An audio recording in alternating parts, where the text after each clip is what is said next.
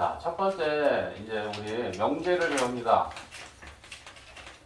자, 정의부터 이제 하나씩 우리는 익혀 나가야 되는 거지. 이제 새로운 단어를 공부하는 데 있어서 이 약속된 부분들이 있으니까.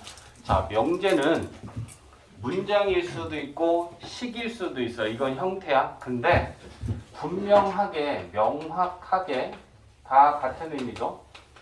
명확하게 참 또는 거짓을 판단할 수 있어야 돼. 그리고 식일 수도 있고요.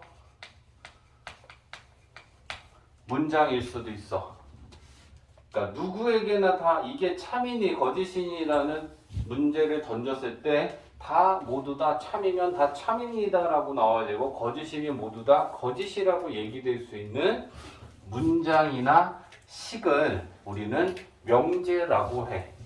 그지? 그러면 자 예를 들면 사는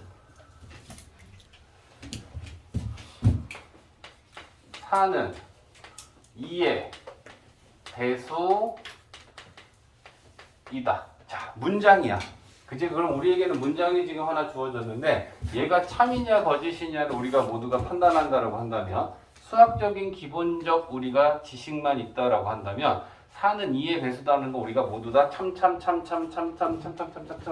얘기할 거야. 맞지? 그러니까 얘는 분명하게 명확하게 확실하게 참이라고 판단할 수 있는 문장이야. 그럼 우리는 이걸 명제라고 해. 그리고 참이잖아. 참이니까 명제 중에 참인 명제를 말 그대로 참인 명제다라고 해. 자, 그러면 또 다른 거 하나 만들어 볼게. 자, 역시나 문장의 형태로 지금 하나 줬어. 그러면 3은 5의 약수이다. 판단해보면 3이 5의 약수야? 참이야? 거짓이야? 우리는 모두 다 거짓이라고 얘기할 거야. 그치? 그러면 얘는 명확하게 분명하게 우리가 거짓이라고 판단할 수 있는 문장이야. 그러면 이 또한 명제인 거야. 대신에 거짓이잖아. 그러니까 우리는 얘를 거짓인 명제라고 해. 근데 우리가 이제 처음에 배울 때 착각할 때는 어떤 걸 착각하냐면 참이면 명제라고 생각하고 거짓이면 명제 아닌데요? 나도 모르게 이렇게 대답하는 경우가 초반에 있어. 여기 이제 분명하게 참이거나 분명하게 거짓인 걸 명제라고 한다. 그러면 명제는 두 가지로 이루어져 있겠네. 그제? 참인 명제랑 거짓인 명제로 이루어져 있겠다. 얘가 참인지 아닌지 애매하고 모호하고 불확실하면 우리는 그걸 명제라고 하지 않는다 라고 생각해 주면 된다. 됐지? 자, 그러면 두 번째는 그런 명제를 부정해 보면 어떻게 달라질까? 라고 하는 거에 대해서 얘기하는 거야. 자, 명제가 예를 들면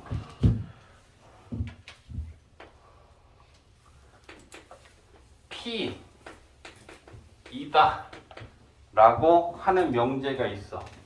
근데 우리가 얘를 부정하면 영어로는 이제 낫의 의미를 부여하는 거고 우리 말로는 뭐뭐 아니다라는 부정의 의미를 넣어내는 거야. 그지? 그러면 P이다라고 하는 명제가 있는데 얘를 부정하면 P가 아니다로 바뀔 거야. 그지? 그러면 얘를 기호로 나타냈을 때 어떻게 바뀌냐면 P라고 하는 명제를 부정하면 이렇게 만들어주네. 앞에 물결 모양을 붙여줘. 그럼 이게 not P라고 읽어. 우리가 알겠지? 그래서 요 앞에 물결 모양 얘를 요렇게 우리가 의미를 이해해주고 읽어주면 돼. 그래서 저걸 읽으면 not P, P를 부정한 명제 이렇게 우리가 이해하면 됩니다. 그러면 얘네들 사이에는 어떤 관계가 있느냐? P하고 나P 사이의 관계. P하고 나P 사이의 관계. 만약에 P가 참이야. P라고 하는 명제가 참이면 나P는 뭐가 되겠어? 거짓이 되겠죠. 둘 다 참이 될 수는 없잖아.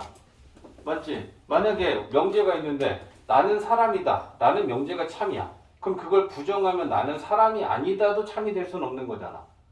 무슨 말인지 알지? 그래서 명제 P가 참이면 나 P는 반드시 거짓이야. 근데 만약에 명제가 거짓인 명제면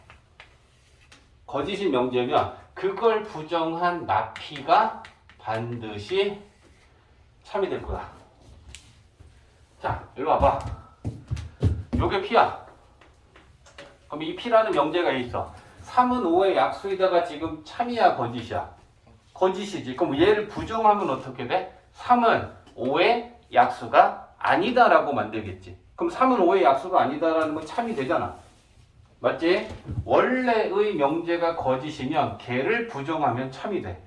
얘는 원래 참이잖아. 4는 2의 배수에다가 참이야? 얘를 부정하면 4는 2의 배수가 아니다라고 만들겠지? 부정되잖아. 이해했어? 그래서 원래의 명제랑 부정한 명제랑의 관계는 둘 중에 하나는 참이고 하나는 거짓이 되는 거지 둘 다 참이거나 둘 다 거짓 것이질 수는 없구나. 구조적으로. 이해되지? 그래서 그 얘기가 나와 있다. 자, 그럼 뭐 연습하는 것 좀 한번 해볼까? 연습. x가 3보다 크다라고 하는 이런 명제가 있다라고 칩시다. 그러면 얘는 그냥 조건이라고 봐야 되는데 얘를 부정하면 나P는 어떻게 돼? x가 3보다 크다를 부정해. 그럼 x는 3보다 크지 않다. 그러면 뭐가 될까? 그렇지.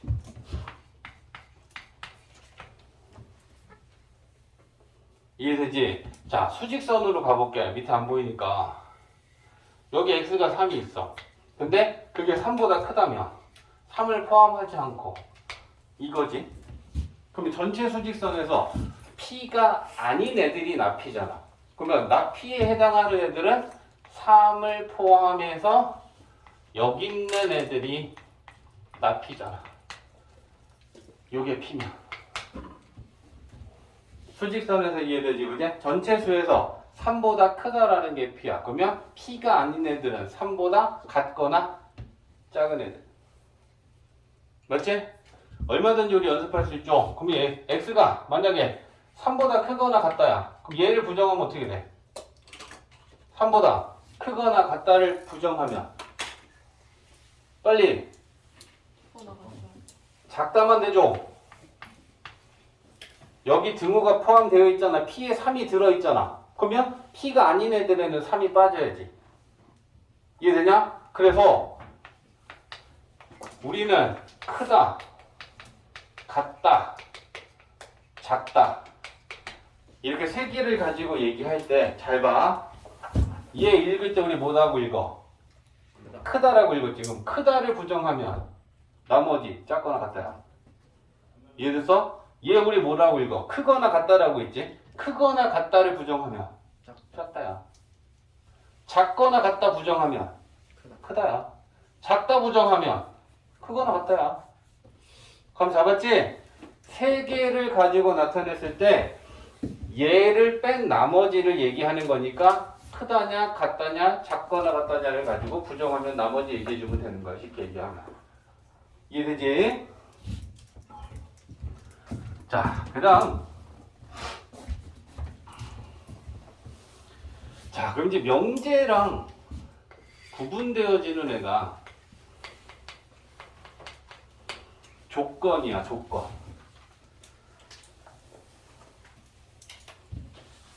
자, 그러면 조건이다라고 하는 거는 우리가 뭘 조건이다라고 하냐면 미지수 값에 따라서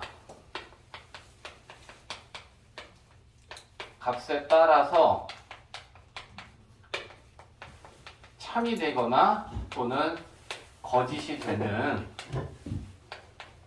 마찬가지로 식 또는 문장.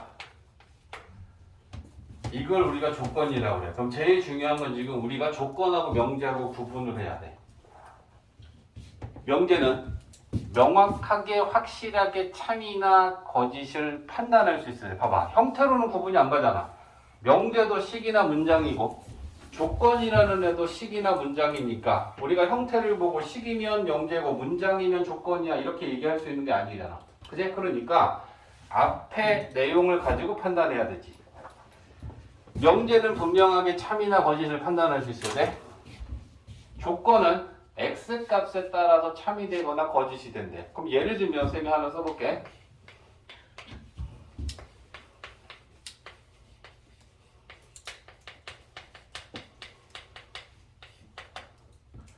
자, 문장을 지금 하나 썼어. x는 8의 약수이다라는 게 참이냐 거짓이냐 지금부터 따지고 싶은 거야. 그죠? 그러면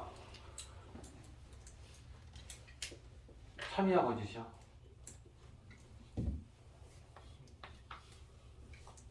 얘 값이 어떤 값을 갖느냐에 따라서 참이냐 거짓이냐가 바뀌지. 봐봐. x가 1이면 참이지. 맞지? x가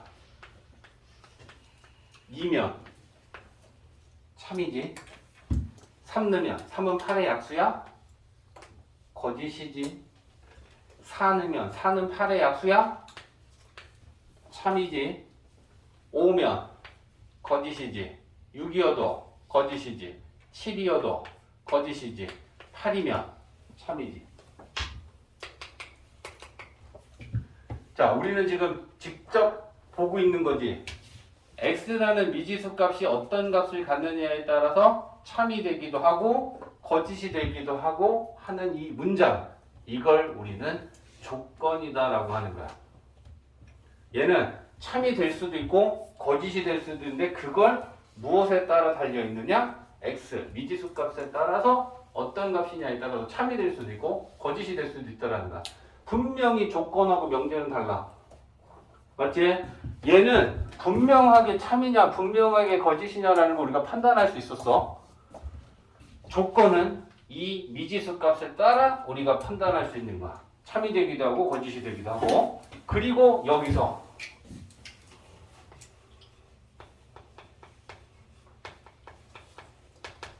진리집합을 정의해.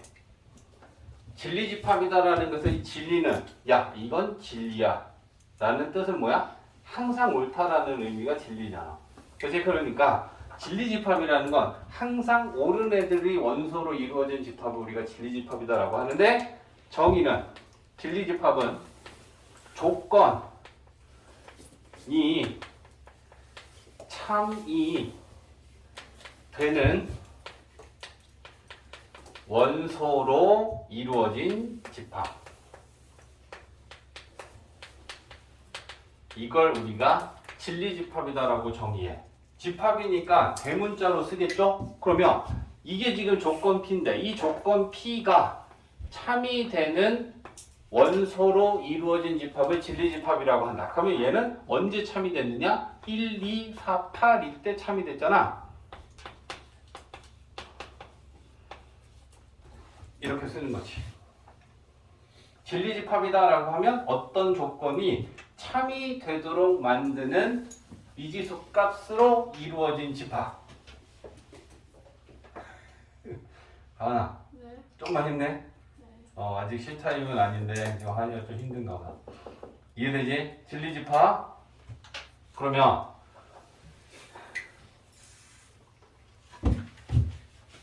옆에 지워도 되지?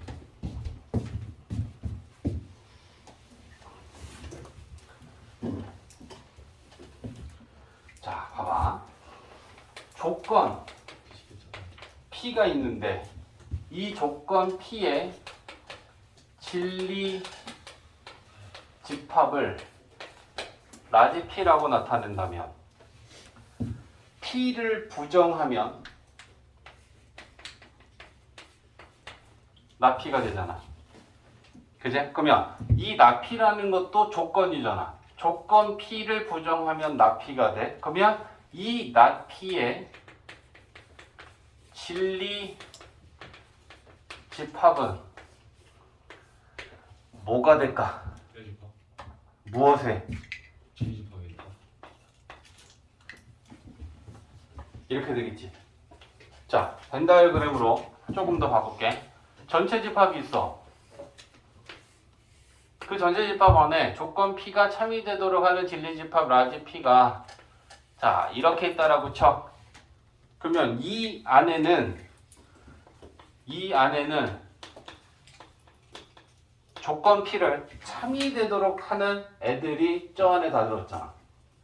그제? 그러면 이걸 벗어나는 이 밖에 있는 이 부분은 P가 참이되도록 하는 애들이 아닌 나머지면 여기에는 P가 거짓이 되는 애들만 P 밖에 있겠지. 그치? 그러면 P가 밖에, P가 거짓이 된다라고 하는 걸 우리가 집합으로 표현하면 전체에서 P를 뺀 나머지 부분이니까 저 바깥쪽 부분은 우리가 P 여집합이라고 할 거 아니야. 이해되지? 그래서 조건 P의 진리 집합을 라지 P라고 한다면 나 P의 진리 집합은 P가 아닌 애들이 참이되는 거잖아. 그럼 P가 아닌 애들이라는 걸 우리가 집합으로 표현하면 여집합이 된단 말이야. 이해되지?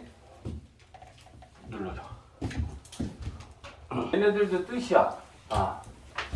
정의랑 증명이랑 정리랑 뜻이 있는데 정의는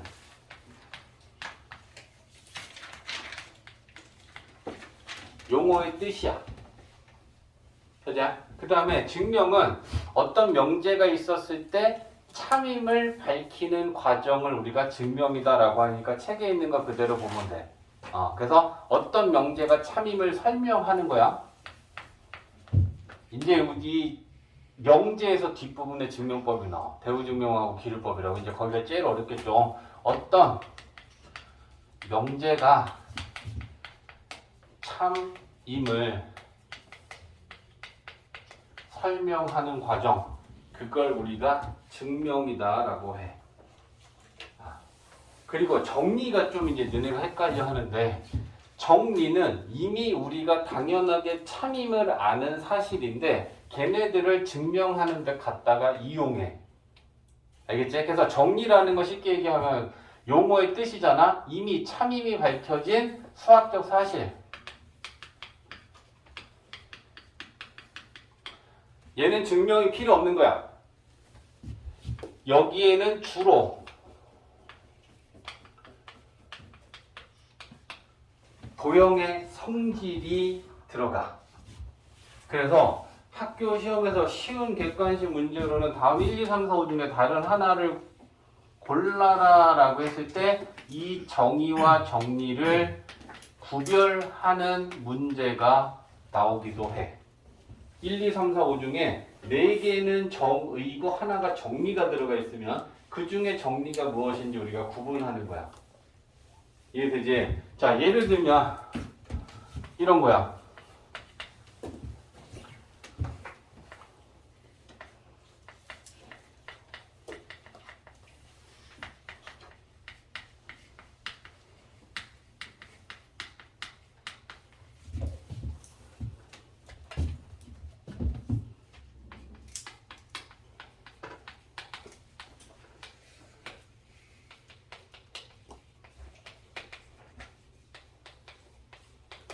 자, 이런 문장이 하나 있고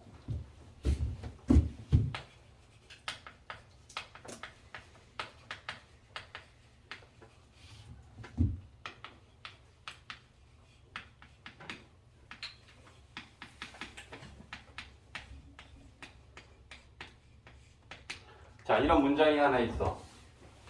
둘 중에 하나는 정의고 하나는 정리를 쓴 거야.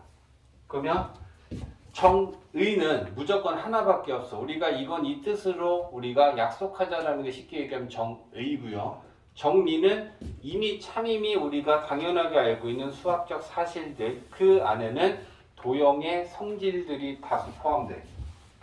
그러면 위에 거랑 아래 거 중에 일단 위에 거 보면 위에 거는 정의야, 정리야. 이게 정삼각형의 뜻이죠. 세 변의 길이가 모두 같은 삼각형. 그게 정삼각형의 뜻이야. 그러니까 얘는 정의야. 근데 선생님 밑에 것도 맞는 거 아니에요? 맞아. 맞는데 정리는 뭐야? 이미 우리가 참이라고 알고 있는 수학적 사실들이라고 그랬잖아. 정삼각형의 한 내각의 크기는 60도이다. 맞지? 그러면 얘는 분명히 참이야. 근데 얘가 정삼각형의 성질이야. 그지? 정삼각형은 세내각의 크기가 60도, 60도, 60도야. 선생님 저는요 정삼각형의 세내각이 60도, 60도, 60도라고 알고 있는데요. 네가 잘못 알고 있는 거야. 정의는 세 변의 길이가 모두 같은 삼각형이 정삼각형이야. 그리고 그 정삼각형의 성질은 세내각의 크기가 다 똑같아. 60, 60, 60. 그러니까 그걸 정확하게 구분하면 얘는 정리야. 되겠지? 그러니까 이런 식으로 정의와 정리는 확실하게 구분할 줄 알아야 돼. 됐지? 이제 46. 자, 우리 조건이 지금 P가 있어. 그지? 그랬을 때, 혜원아 시작했다. 자, 조건 P를 우리가 부정을 하면 요렇게 납P가 된다라고 그랬어. 그지? 근데 또다시 요 납P를 또 부정하면 어떻게 될까? 그러면 요 납P라는 거에 대하여 또다시 부정하면 낱납P 이렇게 써야겠지. 그지? 근데 우리가 부정을 두 번 하면 결국엔 긍정으로 바뀌는 거잖아. 그지? 그러니까 납P를 또다시 부정하면 P가 될 거다. 맞지? 그럼 밑에다가는 우리 진리집합으로 써보면,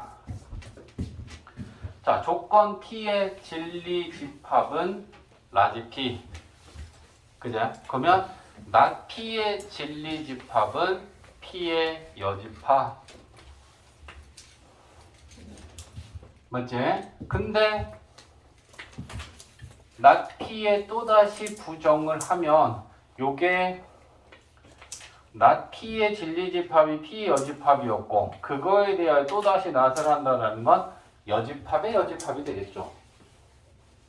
그제? 그러면 결국 그건 우리가 집합에서도 공부했다시피 그제? 주강아 여집합의 여집합은 P가 될 거다. 이해되지? 그래서 명제는 집합하고 굉장히 관계가 많이 있어. 그래서 우리가 집합을 먼저 배워야 명제를 공부가 가능하니까 집합이 먼저 나오는 거야. 이제 그래서 이렇게 우리가 조건의 부정을 정리하면 될 것 같고요. 또, 자 이제는 그러면 만드는 건데 첫 번째는 조건 P 또는 Q P 또는 Q의 진리 집합을 만들면 어떻게 될까?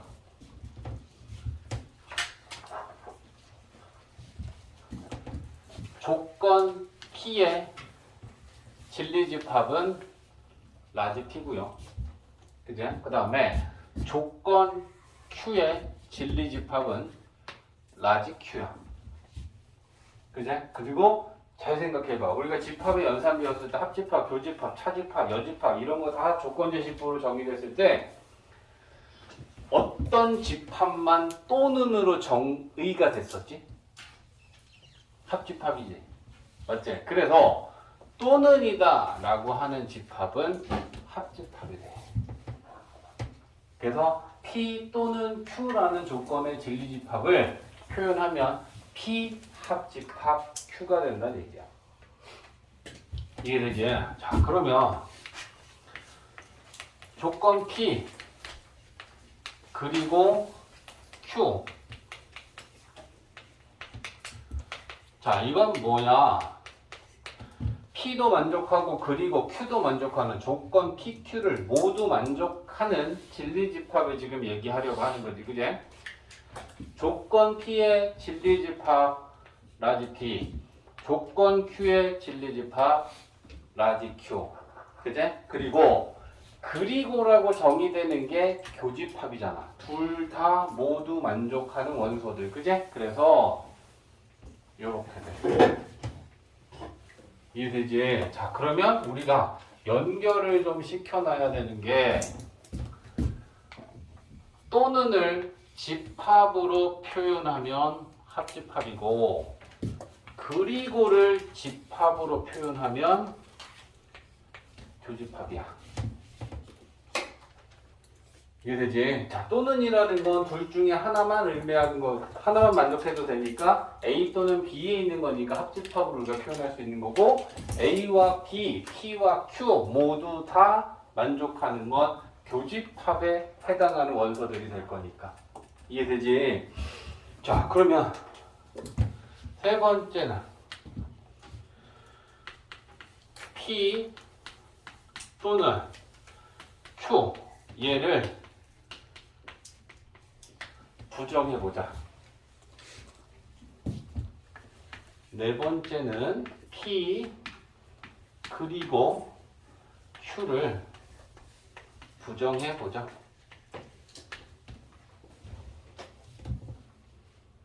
자, 그러면 어떻게 될까? 일단 P 또는 Q를 부정해. 그러면 P를 부정하면 얘는 not P가 되죠.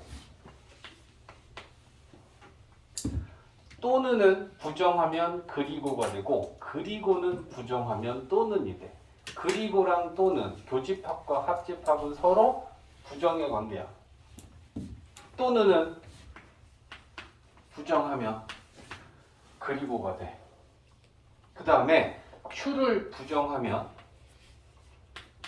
not Q가 되겠죠.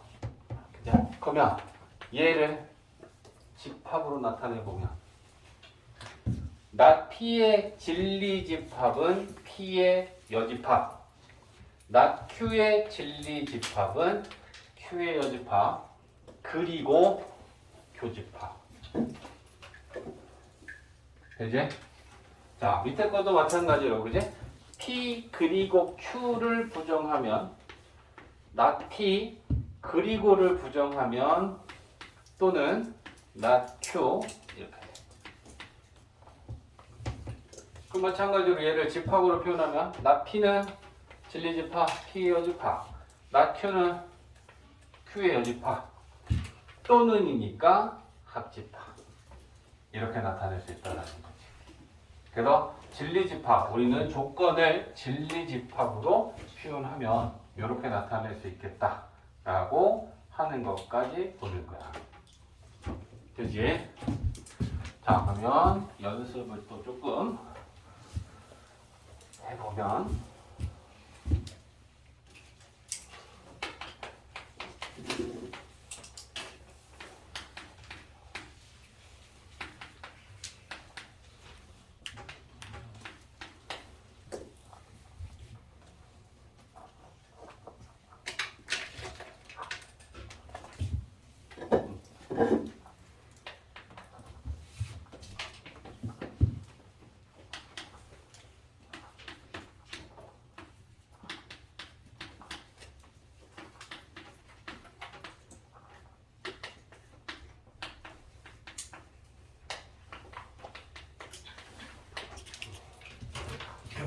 자, 두 개의 조건을 이제 실제로 이제 부정하는 거에 대한 연습을 좀 해보려고 그래.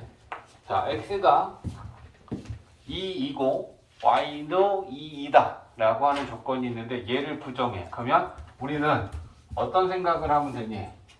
이 조건 안에 들어있는, 그제? x는 2 부정하고 이거는 그리고야 얘네들을 각각 부정해서 순서대로 만든다라고 생각하면 돼. 됐지? 그러면 x가 2이다를 부정하면 x는 2가 아니다로 바뀌고 이거는 그리고랑 똑같은 말이야. 그러면 얘는 또는은 이거나라고 써줘도 되는 거지. 그냥 또는이라고 써도 상관없어. 알겠지? 의미랑 똑같은 겁니다. y 부정하면 이렇게 바뀌는 거야. 저 조건을 부정하면. 이해되지? 자, 마찬가지야. x는 3보다 작거나 같고 또는 x는 5보다 크거나 같다면 얘는 얘대로, 얘는 얘대로, 얘는 얘대로 각각 부정한다 생각해. 그러면 x 입장에서 작거나 같다를 부정하면 크다야, 그지? x는 3보다 크다. 또는이니까 그리고라고 써주면 되고, 그지? x가 5보다 크거나 같다를 부정하면 5보다 작다죠? 자, 근데 얘는 이렇게 썼을 때 우리가 통상적으로 이렇게 쓰지 않으니까 잘 보자고. 얘가 작은 거보다 크다고 큰 거보다 작다라는 건 얘는 수직선상에 이거잖아. 그럼 우리는 3과 5 사이라고 쓰죠. 그치? 그래서 일단은 바꾸고 그런 다음에 그럼 얘는 결국 3보다 크고 5보다 작다라는 거니까 이렇게 해주면 되겠네 라고 깔끔하게 다시 한번 또 써주는 거지. 이해되지?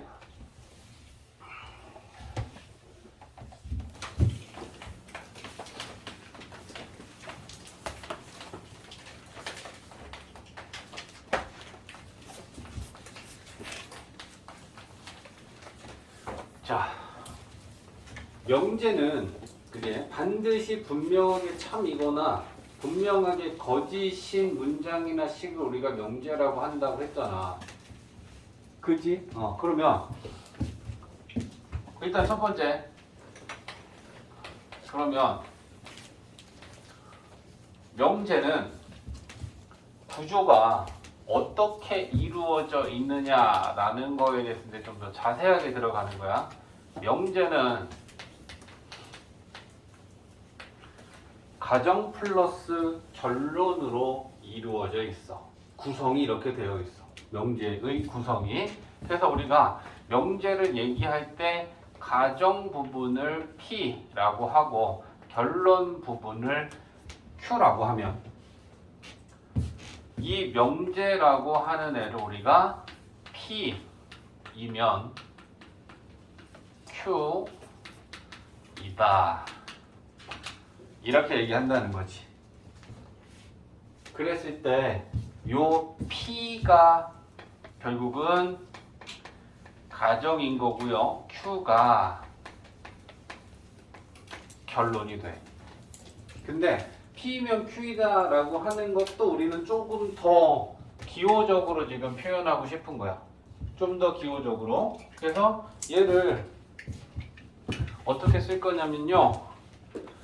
P 화살표 Q 명제를 기호로 나타내면 최종적으로는 우리가 이렇게 써. 그러면 요 P가 마찬가지로 가정인 거고요. Q가 결론이야.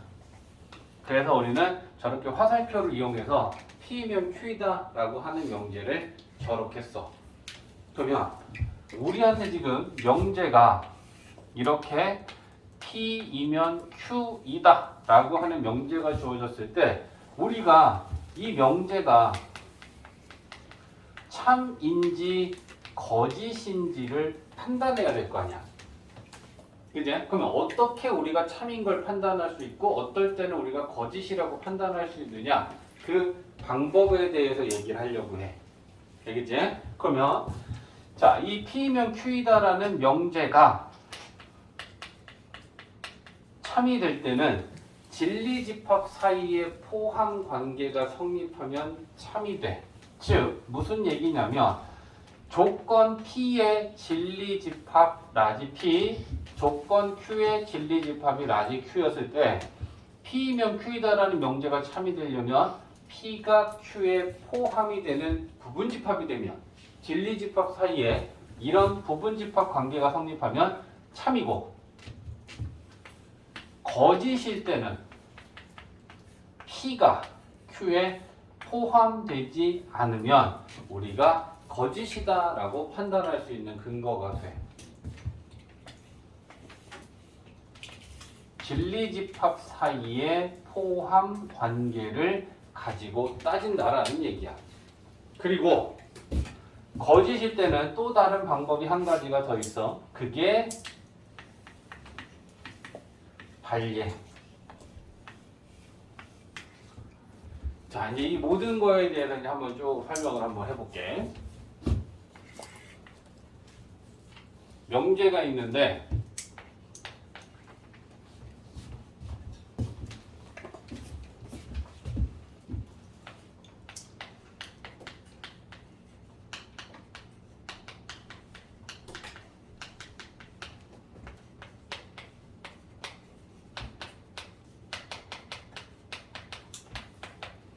자, 이런 명제가 있어. 그 명제는 가정 플러스 결론으로 이루어져 있고 뭐뭐이면까지가 가정이고 뭐뭐이다가 결론이야.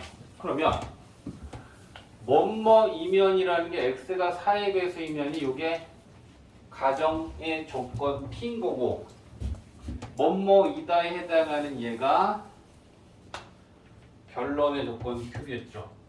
그래서 이거 대신에 p이면 q이다라고 읽었을 때 요 P가 가정의 조건이고 Q는 결론의 조건이 되지.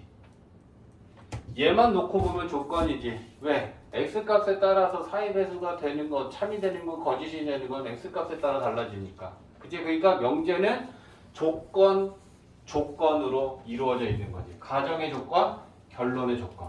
그럼 이제 우리는 얘가 참이냐 거짓이냐 판단할 건데 일단 직관적으로 판단해봐. 그냥 OX 참 거짓을 얘기하는 거야. X가 4의 배수면 X는 다 2의 배수이다. 참이야 거짓이야? 참이야.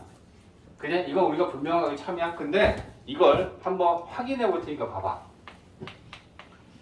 조건 P의 진리집합 4의 배수인 애들이잖아. 그럼 4, 8, 12, 16, 20 요게 조건 P야.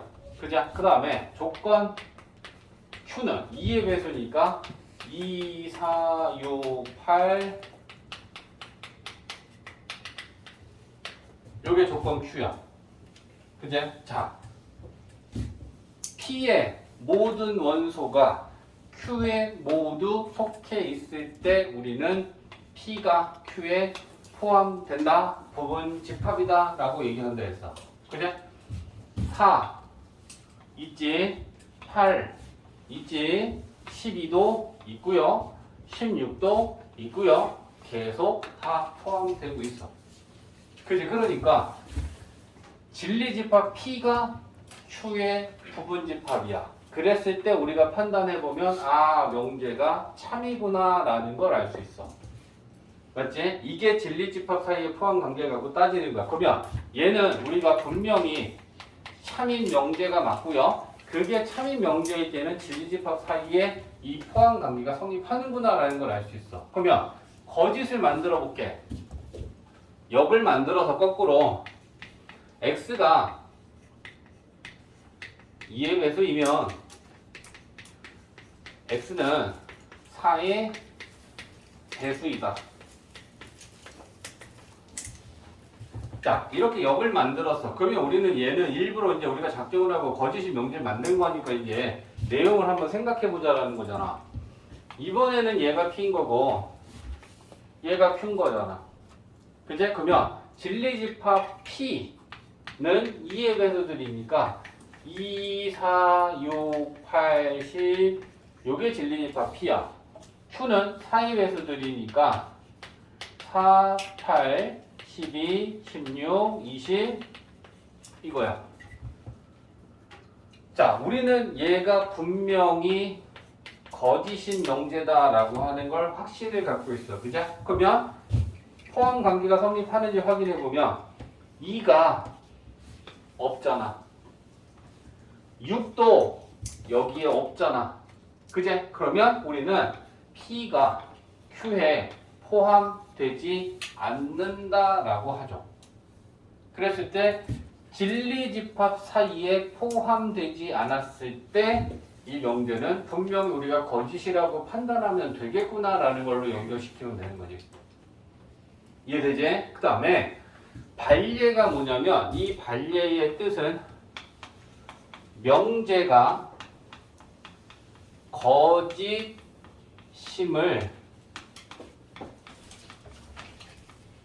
밝힐 수 있는 예야. 그걸 우리가 발예라고 해.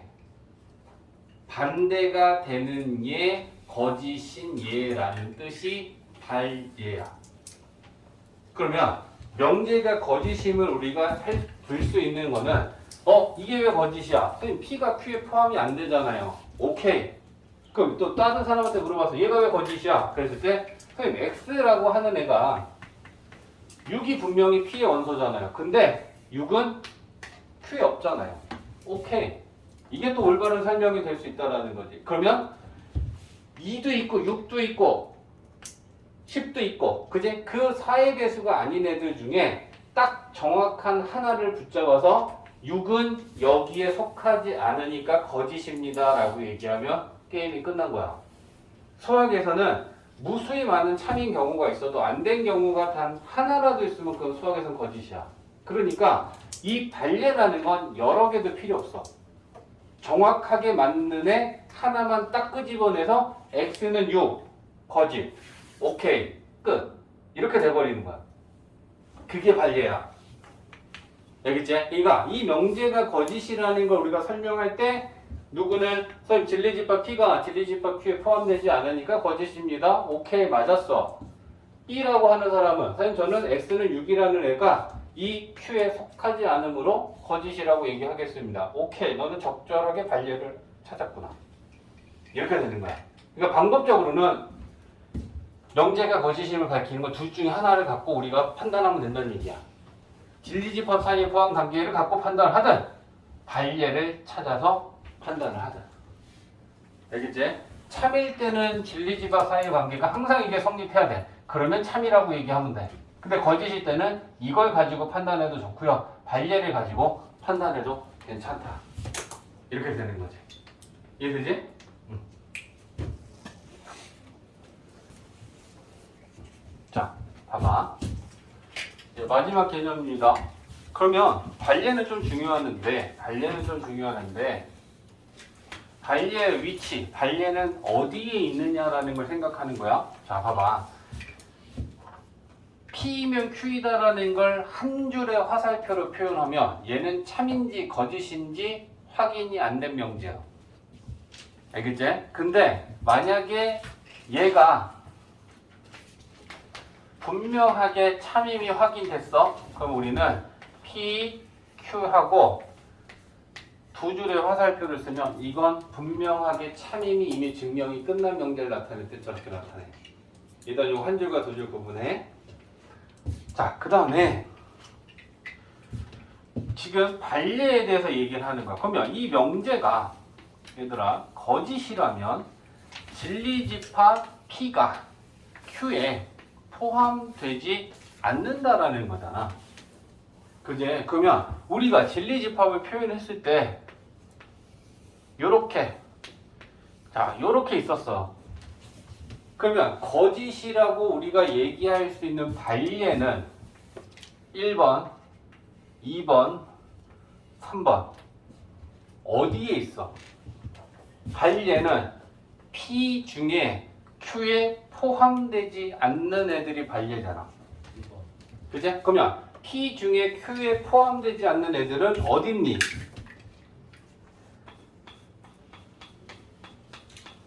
여기 있지. 맞지?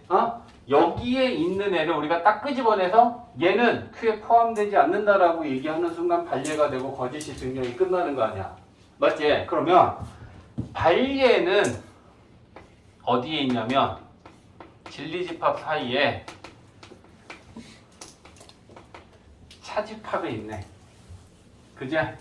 P 차집합 Q 저기에 발예가 있어. 이해되지? 이거 중요하다. 한 문제 나온다.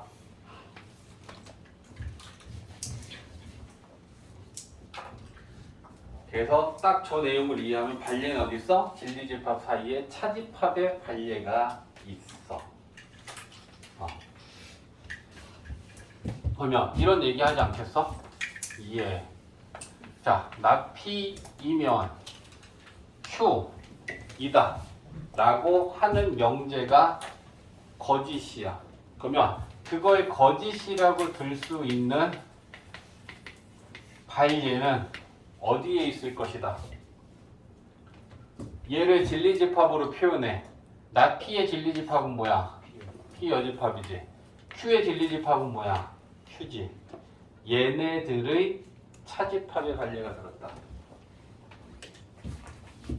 그럼 보기에 1, 2, 3, 4, 5 중에 나 P이면 Q이다라는 명제가 거짓임을 들 수 있는 관례는 어디에 있느냐라고 물어보고 1, 2, 3, 4, 5가 있다 가정해. 그러면 일단 썼는데 이게 1, 2, 3, 4, 5 중에 없어. 그럼 그때부터는 어떻게 해? 같은 연산 만들어 나가야죠. 차집합을 교집합의 여집합으로 바꿀 수 있으니까 일단 이걸 가지고 똑같은 애 찾아가는 거야.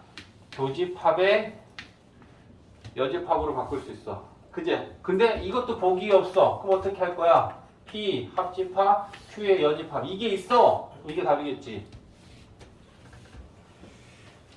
무슨 말인지 알겠지?